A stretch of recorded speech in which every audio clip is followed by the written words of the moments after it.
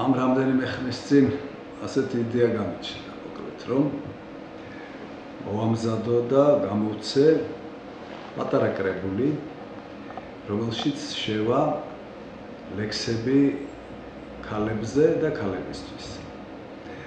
ეს კრებული, მე ვფიქრობ, იქნება კარგი საჩუქარი მანდილოსნებისთვის, განსაკუთრებით მარტისთვის არის ამით გამორჩეული მოგეხსენებათ.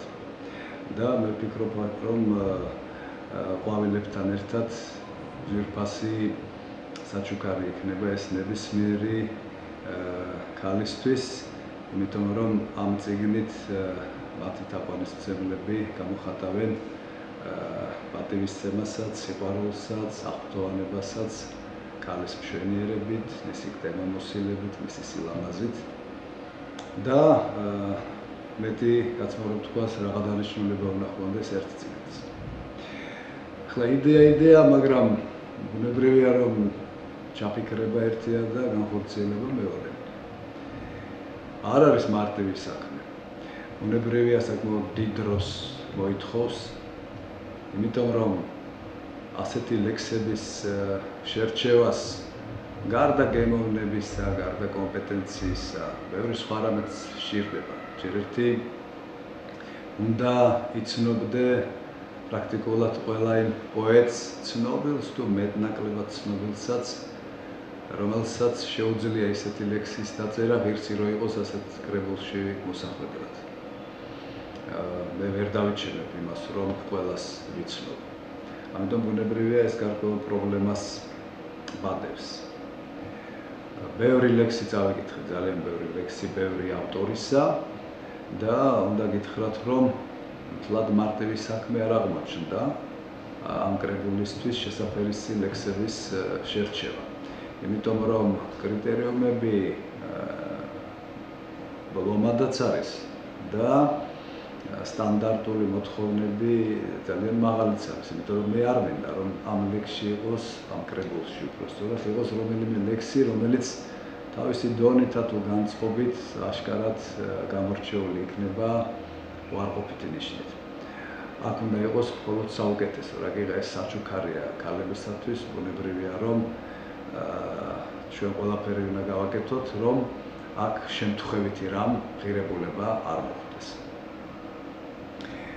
თავარი მოთხოვნა ბუნებრივია არის გემოვნება და დახვეწილობა.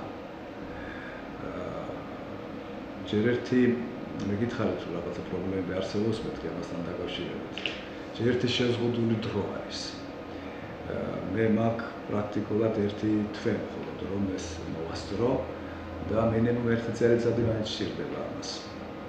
ამიტომ მე ვეცადე რომ ეს პრობლემა მარტო ჩემ პრობლემად არ დარჩენილიყო და საზოგადოებად ჩართულიყო ამაში და ვთხოვე ძალიან ბევრ ჩემ მეგობარს, ვის გემოვნებასაც ვენდობი, რომ წარმოედგინათ პოეტური ნიმუშები, რომლებიც მათი აზრით ასეთ კრებულში შესაძლებელია შევიდეს.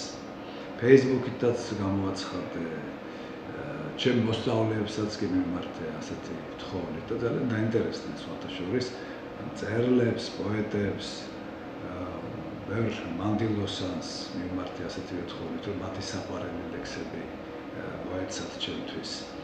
მთელი კაცობრიობა ფიქრობს, რამდენიმე ათასი წელია რა უნდა ქალს, მაგრამ ვერავინ ვერაფერს მიხვდა და მე ვფიქრობ, რომ თვითონ ქალები ყველაზე უკეთესი მრჩევლები იქნებიან ამ შემთხვევაში. რომ გითხრათ, რომ ეს მუშაობა დასრულებული არ იქნება მართალი. ვარჩევ კიდევ ამ ლექსებს, არ არის ჯერ იმდენი, რამდენიც საჭიროა. ზოგიერთს შევარჩევ ხოლმე და მერე ირკვევა 1-2 დღის მერე, რომ არასწორად შემირჩევია. მე თვითონ აღარ მომწონს მე რომელიც შევარჩიე. მაგალითად, როგორ შეიძლება ამ კრებულში არ იყოსო, მეუბნებიან ისეთი ნიმუშები ქართული კლასიკური პოეზიისა, როგორც არის მაგალითად გალაქტიონის მერის თვალებით, შვენიერზე, შვენიერი ლექსი. ანდა ტერენტი გრანელის გაზაფხულის საღამო 7. ანუ თქვათ რეზვა მაშუკელის რახილი მაგალითად და ასე შემდეგ. ეს არის მართლა შესანიშნავი ნიმუშები. ხანდახან მეუბნებიან პირობებს. იცით რა, ჯობს რომ ახალი ლექსები შევთავაზოთ საზოგადოებას. ისეთები, რომლებიც ფართო მკითხველისათვის მაინც და მაინც ცნობილი არ არის. იმიტომ რომ მაგალითად გალაქტიონის უსიყვარულოდ სიტყვაზე ყველა მიცის ახლა. რომ გადაშლის ადამიანი წიგნს და წაიკითხავს თქვათ, რომ აი ეს ლექსია, იქ მეორე ცნობილი ლექსია, მესამე ცნობილი ლექსია, უცბად ჩდება ასეთი განცდა, რომ ეს ყველაფერი მე ხომ ვიცი. მაშინ რა თქმა ეს წიგნი. მეორე მხრივ, როგორც გითხარით, ასეთი კრებული დაიბეჭდოს და იქ არ იყოს შედევრები, ცოტა უცნაურია. აი ეს პრობლემას მიქმნის. ჯერ საბოლოო გადაწყვეტილება ვერ მივიღე სიმართლე გითხრათ და აი რაც მოხდება. ამ განწყობაზე ვარ ახლა. მეორე მხრივ, Facebook-ითაც, ამრავი კრებულითაც, რომელიც იბეჭდება და ამის სიმცირესა და სიმცირეს ვერ გუძლებთ ჩვენა, მე გავეცანი ბევრი ისეთ პოეტს, რომელიც მაინც და მაინც ცნობილი ყველასთვის არ არის. და უნდა გითხრათ, რომ მათ შორის არიან ადამიანები, რომლებიც შესანიშნავად წერენ. ზოგს 1-2 ლექსი აქვს ისეთი, რომელსაც ნებისმიერი მაღალი რანგის ავტორი ხელს მოაწერდა და იტრაბახებდა კიდეც. მე მინდა რომ ასეთი ლექსებიც აისახოს ამ კრებულში. ძალიან დიდრები ამ თვალსაზრისით ჩვენ არ ვართ, მაგრამ რაც გვაქვს, მინდა რომ არც ერთი ღირებული ნიმუში ასეთი არ გამოვრჩეს. ძნელი იქნება, რა თქმა უნდა, მეუბნებიან ვიღაცებს არ მოეწონებათ ეს შენი გაკეთებული კრებული, იმიტომ რომ თვითონ არ იქნებიან იქ. ამას ყველაზე ნაკლებად უნდა ავალობ, ეს პრობლემა არ მაინტერესებს საერთოდ პირდაპირ გეტყვით. მე იმას კი არ ვფიქრობ, რომ ვიღაც პოეტი არ გამოვრჩეს. მე ვფიქრობ იმას, რომ ღირებული ლექსი არ გამოვრჩეს. ლექსებიდან ამოვდივარ და არა პოეტებიდან. მე ამ კრებულს არ ვქმნი ვინმეს სასიამოვნოდ. ეს ვინმე მხოლოდ ერთადერთია და ეს არის ქალი. ქალებმა უნდა ნახონ ეს კრებული და უნდა დაინახონ საკუთარი თავი. ამ კრებულში უნდა ისიამოვნონ ამ ლექსებით, უნდა მიიღონ ესთეტიკური სიამოვნება. თუ სიმართლე გინდათ, ეს იდეა მაშინ დამებადა, როდესაც ვკითხულობდი ცნობილ თარგმანს ქართულ ენაზე ჰაფეზისას ლექსისა შენ ცისკარი ხარ. გამაოგნებელი ფინალი რომს გახსოვთ რა? ჰაფეზ შენ საფლავს სატრფომ სიოდ რომ ჩაუქროლოს შემოგეხება ნებისაგან ტანზე სუდარა. ამას რომ ქალს ეთქვი ძალიან გულცივი უნდა იყოს, რომ ოდნავი სიყვარულით მაინც არ შემოგხედოს. და უამრავია მიხსენებათ ასეთი ლექსი ხა მსოფლიოში, იმდენი მშვენიერი პოეტია და იმდენი კარგი ლექსია, რომ ამას ვინ გაწვდება. წარმოუდგენელია ამის ყოვლად მცოდნე ადამიანი და სრულპასოვნად მცოდნე კაცი. და ეს არის ენით აუწერელი შრომა და უმადური სხვათა შორის. ამიტომ მე მივიღე გადაწყვეტილება, რომ ეს იყოს ქართველი პოეტების საჩუქარი მანდილოსნებისათვის. და ვფიქრობ, რომ ალბათ მე-20 საუკუნის მეორე ნახევრიდან აქეთ რაც გვაქვს, ამას გავითვალისწინებთ. იქ არიან შესანიშნავი ავტორები, მოგეხსენებათ, მათი სახელების ჩამოთვლა ახლა არაფერს შემატებს ჩვენ საუბარს, იმიტომ რომ ყველა იცნობს ახლა სახელებს. და როგორც გითხარით, არიან ის ადამიანებიც, რომლებიც ასე ფართო ცნობილები არ არიან, მაგრამ მათ მშვენიერი ლექსები აქვს დაწერილი და მათაც აქვს უფლება რომ ამ კრებულში მოხვდნენ. ერთი პირობა ვფიქრობდი, რომ მხოლოდ კაცების ლექსები ხომ არ შემეტანა. რომ ეს ყოფილიყო მართლაც მათი საჩუქარი ეგრეთ წოდებული სუსტი სქესისთვის, უკეთესია ვთქვათ შვენიერთა სქესისთვის. მაგრამ მეც მირჩიეს და მე თვითონაც ასე ვფიქრობ, რომ როდესაც ქალი თვითონ გამოხატავს თავის თავს, ამასაც აქვს სრულიად ადეკვატური უფლება, რომ ასეთ კრებულში ასახული იყოს. ძალიან ბევრი კრებული ვნახე და ბევრი ლექსი წავიკითხე. ამდენი ლექსი ერთად შემთხვევაში არ წავიკითხავ, სიმართლე რომ გითხრათ, ძველი გავიხსენე, რაც ვიცოდი. ზოგი ახალიც წავიკითხე. არ მტოვებს განცდა, რომ ხანდახან მთელი დღე ტყუილად ვირჯები ხოლმე. და ეს არ არის თლაც სასიამოვნო განცდა სიმართლე გითხრათ, იმიტომ რომ ვიმეორებ, როდესაც ჩვენ მაღალი სტანდარტებით ვარჩევთ რაღაცას, აღმოჩნდება, რომ ალბათ ასეც უნდა იყოს, რომ ამ სტანდარტებს ყველა და ყველაფერი უნებრივად ვერ აკმაყოფილებს. მაგრამ როდესაც უცბად გამოჩნდება ხოლმე რაღაცა, რომ გამოანათებს, ის არის გამართლება ყველა იმ ფორცლის, რაც ტყუილად წავიკითხე ამ ხნის განმავლობაში. ზოგჯერ იმნაირ სახეს ნახავთ ხოლმე, თუნდაც ერთ სახეს, ერთ ლექსში, რომ მარტო იმ სახის გულისთვის ღირს იმ ლექსის შეტანა ამ კრებულში, რაღაც გუმბათივით რო ადგას ლექს თავზე. ძალიან კარგი პოეტები გვაქვს ჩვენ. ძალიან უცნაურად სასიამოვნო განწყობის შემქმნელი ხალხი გვაქვს ჩვენ. სულ ვლაპარაკობ ხოლმე, რომ ამბის დაწერა არის რაბილი და განწყობის დაწერა არის რთული. მე რომ გითხოს კაცმა, ქალები ამბავზე გაცილებით მეტად განწყობას აფასებენ. და მე მგონია კაცებიც. ზოგჯერ შემხვედრია სრულიად უცნობი სახელი, ან ვინმეს ურჩევია. ბევრი მეხმიანება ახლა და თავაზობენ ან საკუთარ ლექსებს, ან სხვების ლექსებს. სხვების ლექსებს ვინც თავაზობენ, ესენი უფრო ცოტანი არიან, ვიდრე ესენი ვინც საკუთარს თავაზობენ ხოლმე. თუმცა ესეც ბუნებრივია ალბათ და ვიმეორებ, რომ ზოგჯერ ეს არის ხოლმე რაღაცა გამონათებასავით. მაგალითად ახლა ჩემმა გოგონამ მირჩია ნინომ ზაქარია შერაზადაშვილის ერთი ძველი ლექსი ჩემდა სამარცხვინოდ არ მახსოვდა, არ ვიცოდი. მერე ვასილ ბესელიან ჩემმა ჩვენიერმა პოეტმა, სენაკერმა კაცმა, რომლის პოეზიაც ძალიან მიყვარს და ვაფასებ. მე მანაც მირჩია ეს ლექსი, მე ჩავხედე და მშვენიერია მართლაც. ალბათ მოხდება ამ კრებულში. და ასეთი ადამიანები არ არიან ცოტა, იცით? უპრეტენზიო ხალხია. მანდა მაინც არ ჩხუბობენ ადგილის დასაკავებლად პოეზიის მზის ქვეშ. მაგრამ ხანდახან ესეთ ლექსებს წერენ. რომ ერთი ასეთი ლექსიც რომ დაწეროს კაცმა თავის ცხოვრებაში, მას ნამდვილი პოეტი უნდა ერქვას სახელად.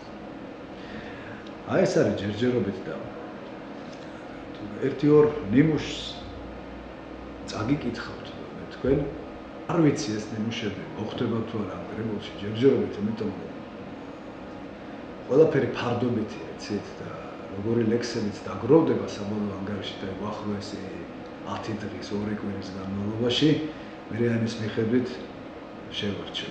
რამდენიმეს წაიკითხავთ განწყობისთვის, ისე თუ ამის შესაძლებლობა გვაქვს. აი ეს პატარა ლექსი ვასილ ბესელიას ეკუთვნის, ერთ-ორ მის ლექსს წაიკითხავთ და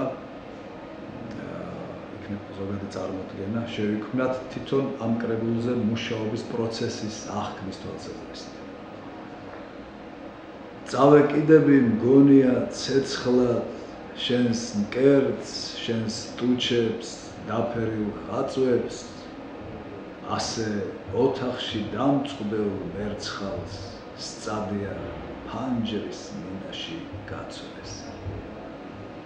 სულ პატარა ლექსია, ერთი სახის ლექსია და ძალიან ლამაზი. აი, თქვათ, შეიძლება მეორე მისი ლექსიც ვნახოთ.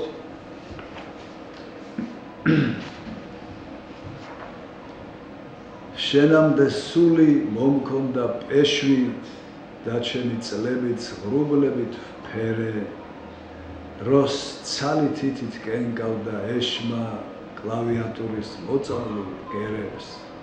შენამდე სული მომყვა დაღლილი, გახუნებული ფერის სიცივით, შენამდე დღეებს მურა ძაღლივით, ლოკავდა ეშმა კუდის ქიცინით, იქნებ იღბალი ჰქვია ამასაც, სულში იმედის თბება ბეღურა, შენს გამოვცოცხლ უფრო ლამაზად, თუმცა ლამაზად დაუხერხულა, ხვალ იქნება მართლა იყოს გვიანი ვიწვე ნავში და ხუფი მეხუროს შენ კი მოხვიდე თვალცრემლიანი და მე სიკვდილიც მეოხერხულოს მე მგონია რომ კარგია ეხლა ერთი რამაც უნდა გითხრათ რომ აქ რამდენიმე ჩემი ლექსიც მოხვდება ალბათ აი ერთ-ორს წაგიკითხავთ ნიმუშად რას ვფიქრობ არ ვიცი ჯერ ასე იქნება არ იქნება თვითმიზანი ეს ჩემი არ არის შეძლებს რომ დაიბკვიდროს ადგილი მოხვდება თუ არა და არ უპროტექცია აი მაგალითად ასეთი რაც ბოლოს დაიწერა ჩიტი ქვია ლექს ჩიტი ბუდეს სიკვდილამდე ართმობს თუ იცოცხლებს მაინც სახლში მივა შენიანად მე სიცივეც მათმობს უშენოდ კი სითბოშიაც მცივა ყვავილობას მოინატრებს თივა ჩემში ზამთარს გაზაფხული აფრთხობს თუ აცოცხლებ მაინც სახლში მივა ჩიტი ბუდეს არასოდეს ართმობს ესეთი ლექსია და აი თქვათ ერთ-ორს წაგიკითხავთ კიდევ ქუჩა ეს ლექსი დავწერე ამ კრებულისთვის როდესაც მანქანაში ვიჯექი და 10 წუთი დრო მქონდა არ ვიცი რა გამოვიდა აგერ თქვენ გეტყვით და თქვენ მირჩიეთ მე ვარგა თუ არა ქალის არსება ჩემ სულს ხმად უჩანს ამ წამმაც იგრძნო მისი მოდება რატომღაც ვფიქრობ ეს ჩული ქუჩა ხოლოდ შენს გავლას თუ ელოდება ქუჩა მომითხრობს სხვათა ენითა როგორ ჩერდება ზღურბულთან შენობის და იდუმალი ოსახვევიდან პირდაპირ დაღლილ სულში შემოდის აი მაგალითად ვახუშტი კოტეძეშვილის ჩვენი დიდი კაცის ლექსების საკმაოდ დიდი წილი ქალებს ეკუთვნის ქალებს ეწოდება ისეთი მაგარი ვახუშტია მცირე ფორმაში ხანდახან ისეთ ფრაზას მოიქნევს ხოლმე რაც დიდ პოეზიას ახასიათებს აი მაგალითად ერთ ძველი ლექსი ვნახე რაც მახსოვს ველად ასე გზაზე ნისლი ამიცურდა ვით ნიავი დანაბერი ველად მხოლოდ იამსურდა ია მეტი არაფერი ვეძებე და ძლივს ვიპოვე უჩქის ძირას ალაფეთქი ჩუმად მკითხა გინდივარო მე შემწყვეტა არამეთქი ხوارეკა და შვენე აი ეს ისე ვახუშტის ლექსია ბუხარაში მიმწუხრისას ბოლო ორი სტრიქონისთვის დაწერილი ლექსია იქამდე გზა არის ესეთი მშვენიერი და ეს ხო თლათ აგვერდიდებს ეს ბოლო ორი სტრიქონის მზემ დააპირა წუხრის ნამაზი მინარეთებზე თვლემენ ყანჩები цаრის ისე უხთოთ ლამაზი რამე რომ არ თქვა დაიტანჯები მინარეთიდან აფრინდა წერო თითქოს თა გაჰკრა გულის სიფიცხეს უბის წიგნაკში რომცა ჩაწერო ამ სურათს მაინც ვერ დაივიწყე მზემ დაასრულა წუხრის ნამაზი მინარეთებზე თვლემენ ყანჩები ჩაივლის გოგო ისე ლამაზი ხმარომა გასცე დაიტანჯები მე ბუნებრივია რომ პირველ რიგში ჩემს მეუღლეს ვაჩუქებ ამ კრებულს და უეჭველად იქნება ამ კრებულში ის ლექსი რომელიც მას დაუწერა და მე ვფიქრობ რომ ასეთი ლექსები შეიძლება ერთი ადამიანისთვის იწერებოდეს მაგრამ ეს ეკუთვნის ყველა ქალს, ყველა მანდილოსანს, ყველას ეკუთვნის, ვინც ოდეს მეხყვარებიათ, ახლა უყვართ, ან მომავალში შეიყვარებენ. კარს იქით, ასე ქვია ამბობს. მრავალი წლის წინ შენ კარი შემოაღედა მიმონე და სიყვარულით შენ კარი თითქოს მე გამომიგონე. ახლაც ღამე კარს უღებს დღეს და მზე ჩამოდის ვენახად, ვინც გინდა აკაკუნებდეს ჩემთვის კარს.